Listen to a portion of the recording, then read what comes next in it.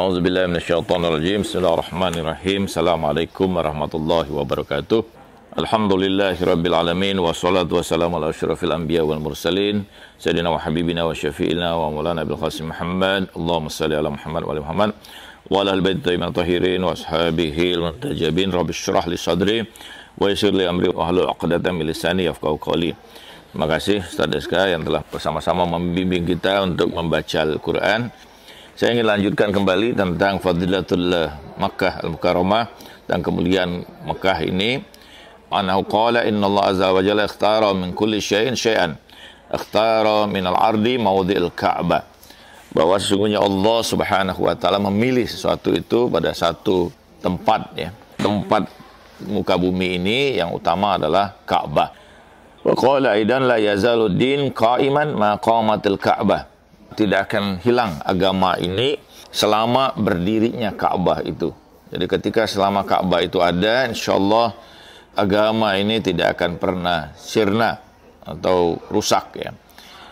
Qala sallallahu alaihi wasallam ayal baqa'i afdal fa qultu Allah wa rasuluhu a'lam. Wa qala amma afdal baqa' ma baina rukni wal maqam.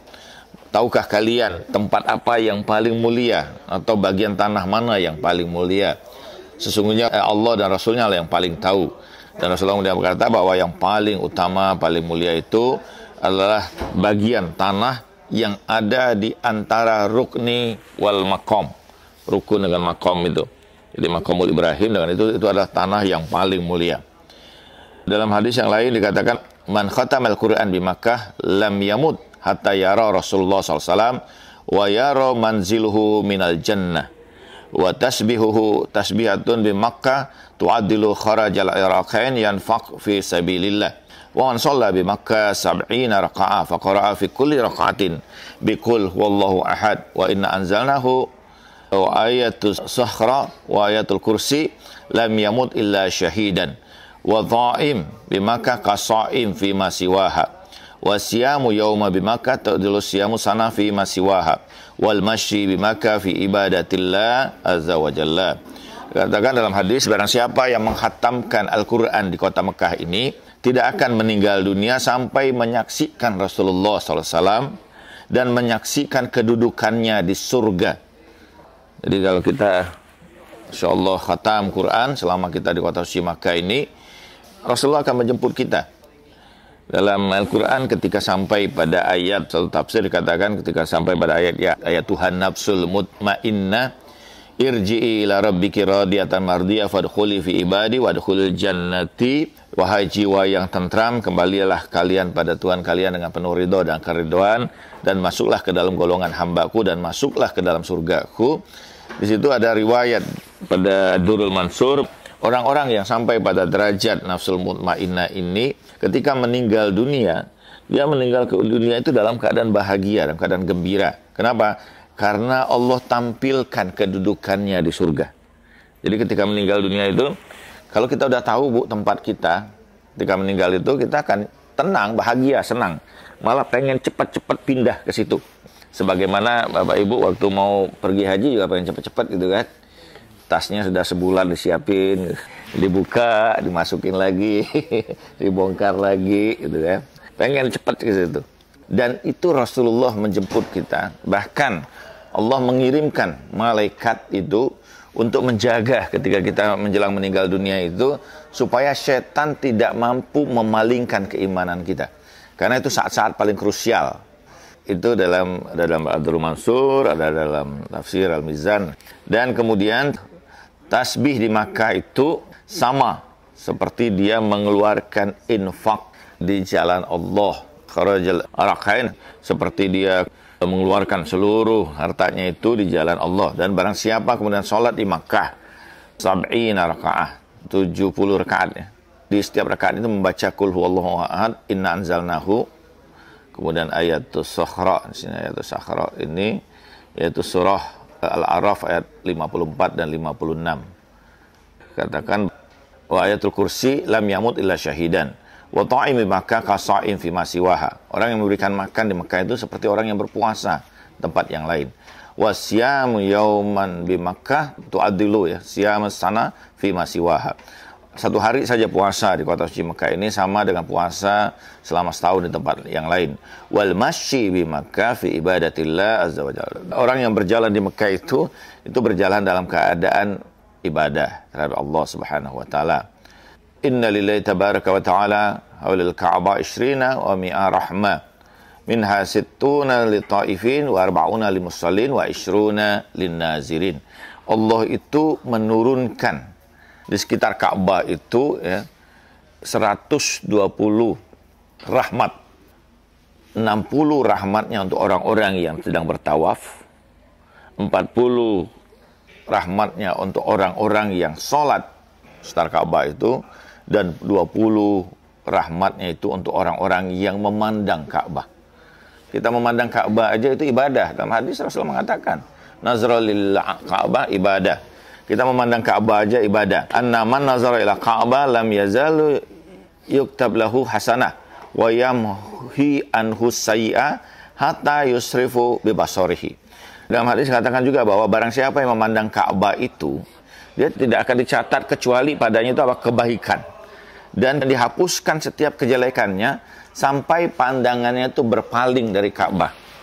Kalau kita duduk aja memandang Ka'bah, itu ibadah. Luar biasa, Bu. Dan itu melembutkan hati. Jadi orang yang memandang Ka'bah itu melembutkan hati. Hati kita jadi lembut kalau kita memandang yang ibadah, ya. Muncul kesedihan, muncul keharuan. Ini bukan rumah biasa gitu ya. Ka'bah ini rumah Allah, Baitullah. Jadi orang yang memandangnya itu akan mendapatkan kemuliaan.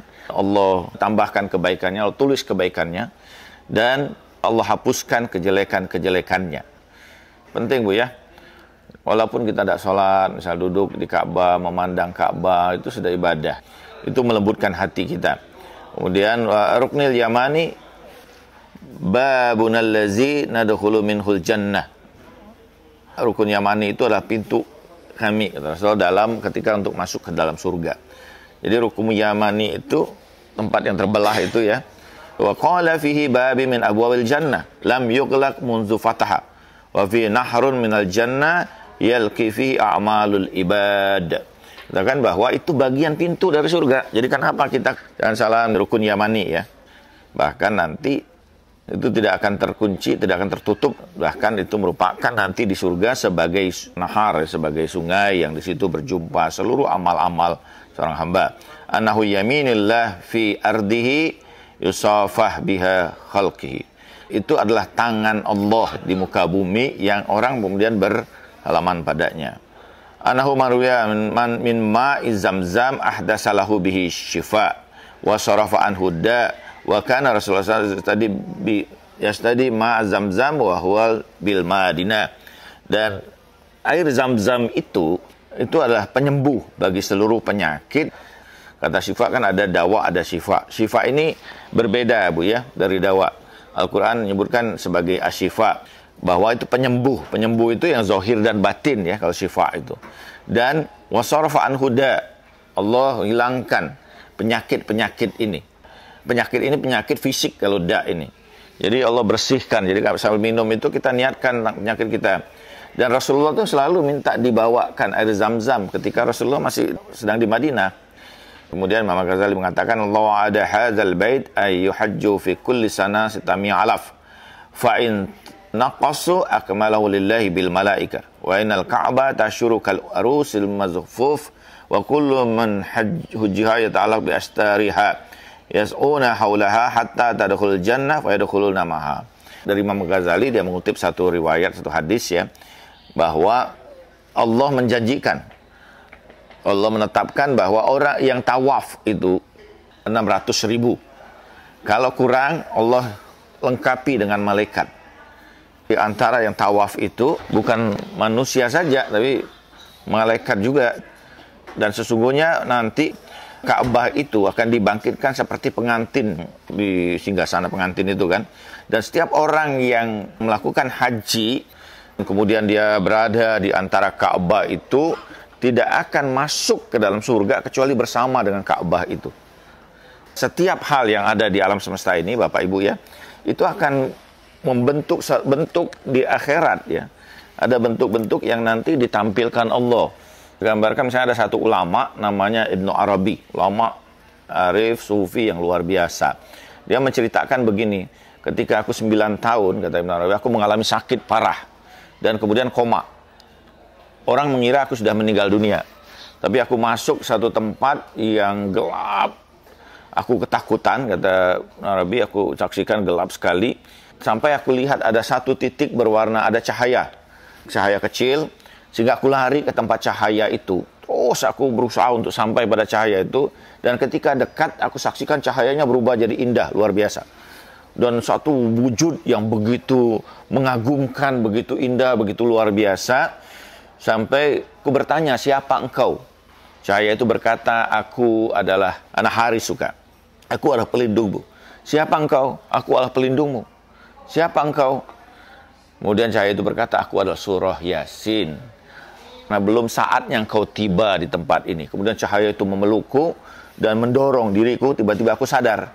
Dan ayahku tengah membaca surah Yasin di bagian kepalaku sampai pada ayat salamun qaulam mir rabbir rahim.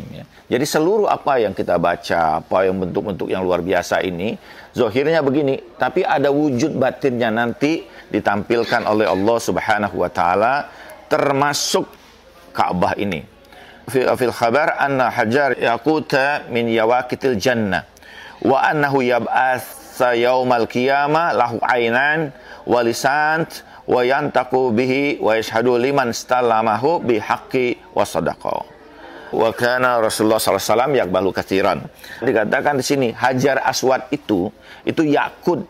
Yakut itu kan salah satu permata ya sebenarnya ya, yang datang dari surga. Dan sesungguhnya Allah pada hari kiamat akan membangkitkan Hajar Aswad itu dengan 2 mata dan lidah. Dan dia berbicara. Dan dia bersaksi kepada Allah Subhanahu wa Ta'ala dan membenarkan siapa saja yang mengucapkan salam kepada dirinya. Jadi ini kita mengucapkan salam Bismillah Allahu Akbar ketika tawaf ke Hajar Aswad, itu akan bersaksi nanti di hadapan Allah. Semuanya bersaksi. Kan surah Yasin kita baca, yauma nakhtimu ala afwahihim wa tukallimuna aydihim wa tashhadu arjuluhum bima kanu yaksibun. Pada hari kami tutup mulut mereka, kemudian berbicaralah tangan, kaki mereka atas seluruh tindakan mereka. Termasuk apapun yang ada ini akan dibangkitkan Allah dan berbicara. Hajar Aswad itu berbicara. Allah jadikan satu bentuk yang dia punya mata, punya lidah, dan kemudian bersaksi di hadapan Allah terhadap siapa saja yang telah mengucapkan salam atasnya. Segala apapun yang ada di tempat ini ya merupakan tempat yang mulia. Jadi karena itu segala tindakan kita, perkataan kita, sikap kita, bahkan apa yang ada di hati kita di tempat ini nanti akan diungkapkan Allah Subhanahu wa Ta'ala di yaumil qiyamah. Dan segala hal ini bersaksi di hadapan kita.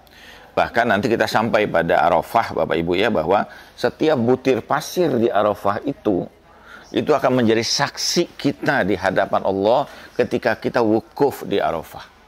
Segala hal yang ada ini, kalau menurut Al-Quran sebenarnya tidak ada benda mati, Bapak Ibu. Ma min syai'in la yusabbihu bihamdi. Tidak ada segala sesuatu kecuali bertasbih dan memuji Allah Subhanahu wa Ta'ala. Dan segala sesuatu akan dibangkitkan Allah walaupun dalam bentuk dan wujud berbeda dan menjadi saksi atas seluruh tindakan-tindakan kita, Bapak Ibu ya. Jadi saya sarankan Bapak Ibu selama di sini bajunya pakai semua. Nanti berganti-ganti untuk ibadah di sini. Kenapa? Karena setiap lembar pakaian kita ini nanti akan bersaksi di hadapan Allah Subhanahu wa Ta'ala. Ya bergantian aja kita pakai untuk ibadah. Karena semua kelak akan dibangkitkan dan menjadi saksi nanti di hadapan Allah Subhanahu wa Ta'ala. Insyaallah kita lanjutkan lagi besok Bapak Ibu ya. Mekah Madinah ini hukumnya adalah hukum waton, hukum tempat tinggal. Beda di tempat lain musafir. Tapi pemanaan lain dalam tasawuf ada. Hubbul waton minal iman. Mencintai tanah air itu daripada keimanan. Tapi ini dikritik oleh seperti ulama Ibnu Arabi, bukan tanah air itu kampung halaman kita. Karena ada kaitan dengan keimanan. Itu kaitannya dengan kecintaan kita kepada bangsa, kepada nasionalitas. Tapi apa yang terkait dengan iman itu? Kecintaan kepada kampung halaman kita, Mekah dan Madinah. Kenapa? Karena ada hadis. Nabi mengatakan bahwa sebaik-baik orang, orang yang tinggal jauh dari Ka'bah, tapi hatinya itu tertambat kepada Ka'bah. Tapi seburuk-buruk orang adalah orang yang tinggal di dekat Ka'bah, dekat dengan Ka'bah, tapi hatinya jauh dari Ka'bah. Jadi jangan dikira bu, orang yang tinggal di sini, bisa jadi mereka yang di sini ini setahun sekali baru ke Ka'bah itu. Iya, saya pernah tinggal di sini, tahu. Sementara kita berusaha haji luar biasa. Kita nabung bertahun-tahun untuk bisa haji kan. Jadi hukumnya hukum wafon kita di sini, kampung halaman. Kemudian apalagi kampung halaman kita itu akhirat nanti, surga itu. Jadi orang yang mencintai surga itu bagian dari keimanan. Mencintai Mekah dan Madinah itu bagian dari keimanan. Itu kata Ibnu Arabi ya. Jadi ulama besar dalam tasawuf. Kita di sini ini kenapa? Ini kampung halaman kita. Rasulullah bebaskan ini Mekah, Madinah, ini lil mu'minin. Kenapa kita rindu ke sini? Karena ini kampung kita. Ada ikatan batin antara diri kita dengan tempat ini. Bapak Ibu haji sekarang, saya jamin, pengen ke sini laginya lebih besar dari sebelum pernah haji. Saya jamin tahun depan ketika kita lihat orang haji dan kita tidak haji, nangis Pak kita. Betul. Ini ada ikatan keimanan yang luar biasa, gitu Bu ya. Sallallahu alaihi wasallam Muhammad tahirin walhamdulillahirabbil alamin. Assalamualaikum warahmatullahi wabarakatuh.